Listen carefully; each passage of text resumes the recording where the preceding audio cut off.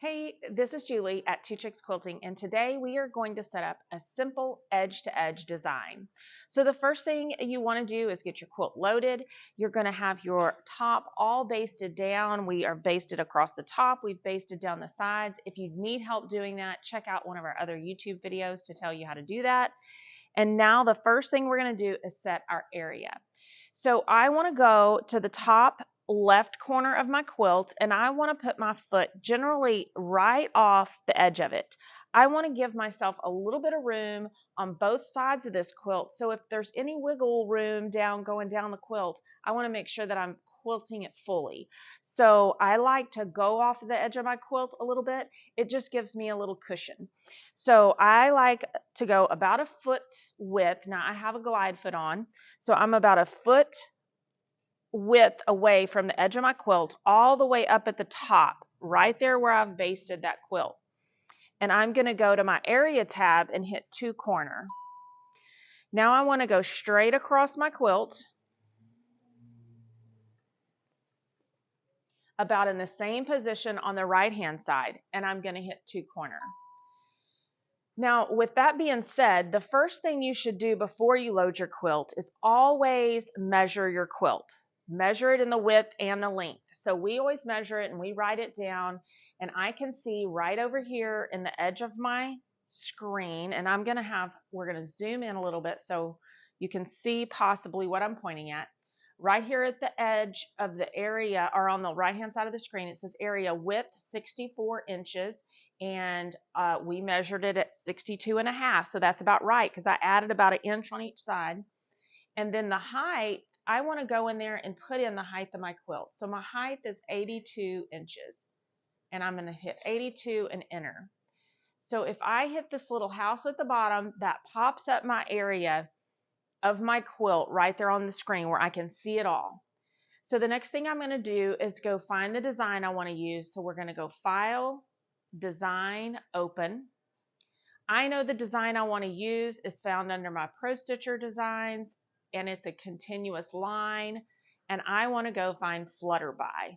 Flutterby is a simple little pattern that repeats. It's easy to set up.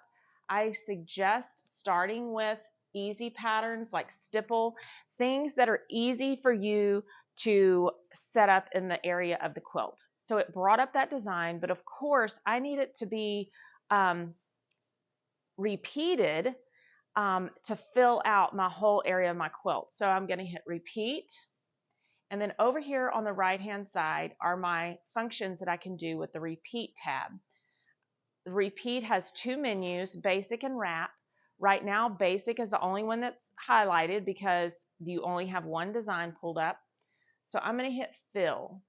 When I hit fill, the computer knows it's going to repeat that design as many times as it can in that area. So it has repeated it, and it looks really nice here in the middle, but notice that I have some gaps on the outside. So we want to go ahead and stretch this horizontally and vertically, and that fills in some of that, but you still have, you're okay on the top and bottom, but on this edge, you still have some gaps that don't really have some quilting in it. So we're going to go to the wrap feature, and we're going to see our options here on the side of the wrap menu. On the right hand side, we have what's called window. And what that does is it tells you where in this window that design is going to be stretched to. You need to pay attention. Are you on horizontal or vertical? Also on row. So we're going to do row, correct, Jamie? Okay. So you have an option to do half. So we're just going to hit that half button. And I don't like how that looks, so we're going to undo it. And let's do window, half. And that looks better. Now we can adjust that a little bit if we want a little more of that design to come over onto the side of the quilt on that side. Notice it's just moving that design, hold the whole thing over. And now I feel like it's got a little bit on both sides, and you just play with it till it gets where you want it. And then once you have that looking the way you want it, I like to go and say, okay, here's my first row. I don't have enough throat space to do 2 rows, so maybe I want to go back to the basic and I want to add a repeat. Be consistent to add it both ways. If you add a repeat, you want to add both horizontal and vertical. So that's putting more rows into your quilt. So I can do 1 row, and I can barely get that second row in there. So maybe I want to do 1 more repeat just to give myself some space, because once that quilt rolls up in the back, you're going to have less throat space. So I have 1 row, and I have room to get 2 rows in there, and I still have some throat space available. So I'm happy with that.